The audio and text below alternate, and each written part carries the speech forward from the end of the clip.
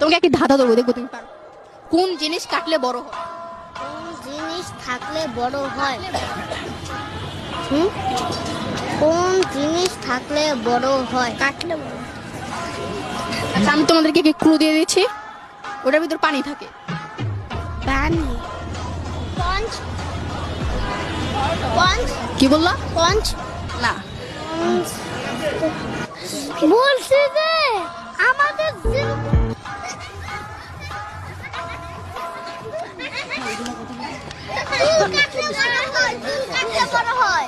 চুল কাটলে বড় হয়। আমরা যে সময় তো চুল কাটি তো ছোট হয়ে যায়, এরপর আস্তে আস্তে বড় হয়, কিন্তু ওটার সাথে সাথে বড় হয়। চোখের পানি। কি? গাছ।